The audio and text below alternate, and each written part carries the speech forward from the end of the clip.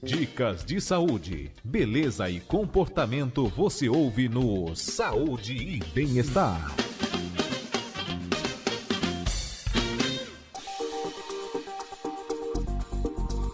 Olha o tema, atenção, tema hoje em debate aqui no programa, dicas importantes sobre obesidade. O Brasil tem cerca de 18 milhões de pessoas consideradas obesas.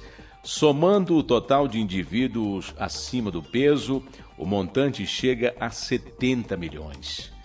O dobro de há 3 décadas. E para conversar com a gente sobre este assunto, nós convidamos o endocrinologista do Hospital Moriá, é o Dr. Malebranche Carneiro. Vai falar com a gente agora. Ô, Dr. Malebranche Carneiro, bom dia. Bom dia, Léo. É uma satisfação estar aqui mais uma vez com você aqui. E hoje a gente vai falar sobre obesidade. Por que essa doença... É considerada doença, doutor, obesidade ou não? Sim, é considerada uma doença, tem CID próprio e é uma condição que leva a óbito em um grande número de pessoas no mundo inteiro. E isso é preocupante, né, doutor? Sim, muito preocupante, porque é algo que altera quantidade e qualidade de vida. Então, as pessoas morrem mais cedo de causas diversas que a gente nem imagina.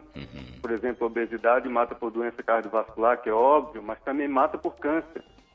Mata durante um acidente de automóvel, internação hospitalar, paciente se recuperando de uma cirurgia, tem muito mais trombose, embolia de pulmão. Enfim, é uma condição que traz outras doenças. E uma doença também que traz é a questão do diabetes, traz também? O diabetes tipo 2, 80% dos pacientes são obesos, eles são acima do peso. Se você revertendo a obesidade, pode-se dizer que o diabetes desaparece, porque a hiperglicemia desaparece, a glicose alta no sangue desaparece. Mas se ele volta a engordar, a tendência é que o diabetes volte. E esse número de obesos no Brasil especificamente, quer dizer, vem aumentando assim consideravelmente, né, doutor? Vem aumentando em várias faixas etárias, tem um trabalho com crianças em Santos, por exemplo, que saiu mais recentemente, mostrando números alarmantes de aumento de obesidade infantil, obesidade no adulto, e isso se deve muito aos costumes atuais, comida muito fácil, comida muito mal escolhida, e muito importante também a diminuição de atividade física. Então as pessoas estão comendo mais errado e fazendo menos atividade física. Agora, quando é considerada obesidade, né? Quando a pessoa só tem um sobrepeso, ela já deve se preocupar com alguns riscos? Na verdade, assim, obesidade é quando o índice de massa corpórea é acima de 30. Sim. Isso só já aumenta risco. Acima de 40, o risco é muito maior. E você calcula esse índice de massa corpórea dividindo o peso em quilos, dividido pela altura em metros ao quadrado. Então, se esse número passa de 30, é obesidade. Entre 25 e 30 é sobrepeso. Mas se você tiver um sobrepeso e tiver outros fatores de risco, como hipertensão, diabetes, apneia do sono, sedentarismo, enfim, tabagismo, essas coisas não se somam, Léo. Essas coisas se multiplicam. Olha então, você não está somente adicionando um outro fator de risco. Existe realmente uma multiplicação de risco quando você tem 2 ou mais fatores. Agora, o que é melhor para a pessoa emagrecer? Que dica que o senhor deixa aqui? É melhor a pessoa fazer exercício físico ou uma dieta alimentar, doutor?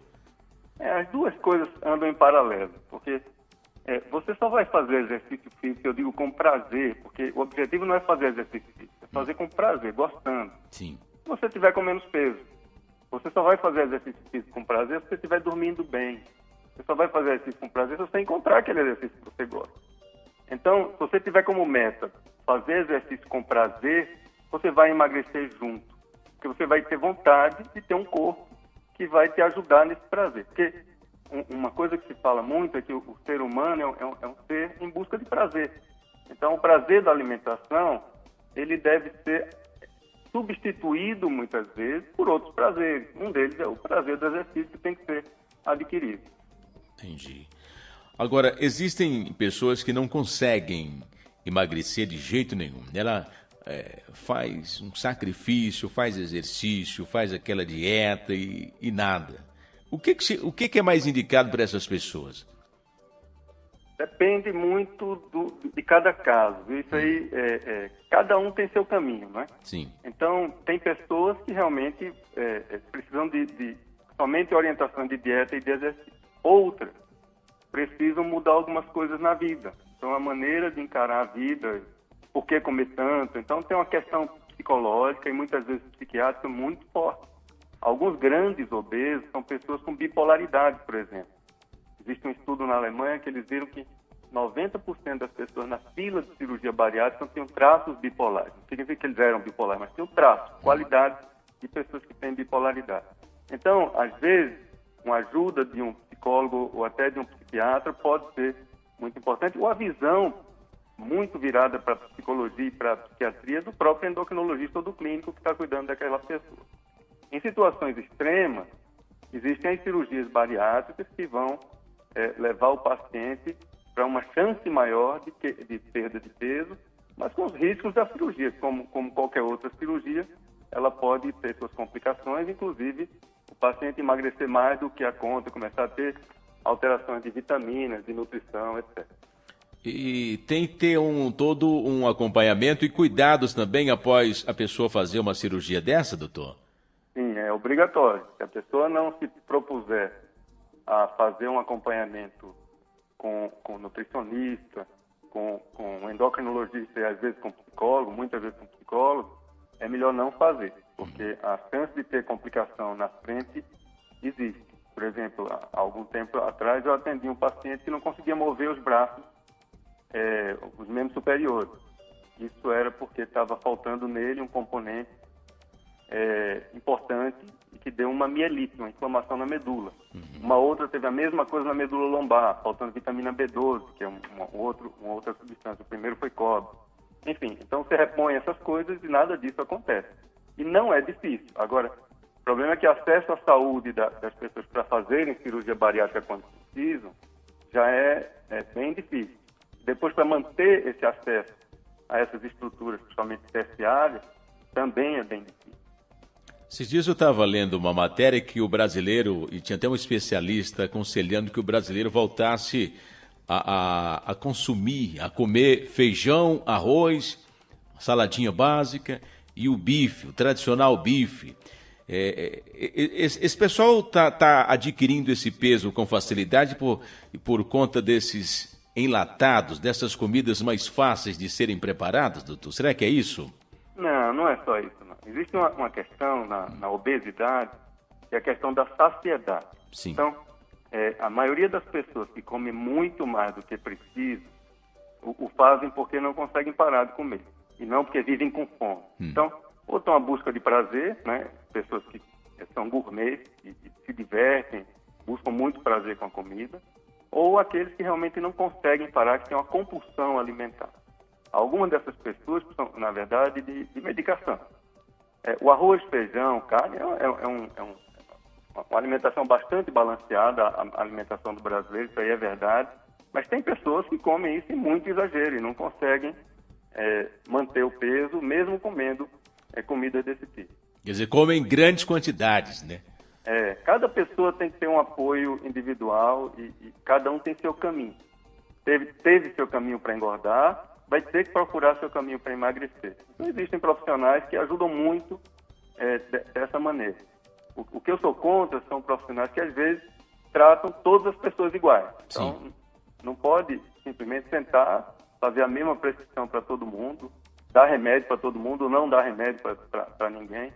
Isso, realmente, a medicina tem que ser cada vez mais individualizada. Agora, quais os riscos de fazer uma dieta sem orientação do médico ou do nutricionista? Que riscos essa pessoa pode comprometer a sua saúde, doutor? Tem riscos, porque tem pessoas que radicalizam e começam a fazer dietas em que elas pulam muitas refeições, ficam sem comer muito tempo. Isso tem alguns problemas. Primeiro, você pode ter uma gastrite, porque o estômago precisa do alimento que ele tende a ser mais alcalino e a acidez vai maltratando a mucosa do estômago e do esôfago. E quando a pessoa faz a dieta sem uma orientação e ela radicaliza, ela não vai ficar nesse radicalismo por longo prazo. Então, quando ela volta para a sua realidade, ela reengorda tudo. Então, ela passa por uma fase de sofrimento consegue até perder alguns quilos, mas depois recupera tudo, porque aquilo era uma situação totalmente irreal para o contexto de vida dela a longo prazo. Tem um outro... eu queria saber sobre agora, com o doutor Malebranche, sobre o risco de tomar remédios para emagrecer sem uma prescrição médica. A gente sabe que com essa facilidade hoje da internet, tem muito medicamento sendo vendido aí e as pessoas compram sem nenhum cuidado, sem nenhuma prescrição médica e já vai tomando. Ah, mas uma amiga me falou que isso é bom e aí já vai lá e compra. E isso é perigoso também, né, doutor? Totalmente. Isso deve ser totalmente desaconselhado. Eu já vi pacientes tomarem medicamentos tipo anfepramona e ficarem com problemas psiquiátricos pro resto da vida. Isso não deve ser feito, pode causar depressão, dependência.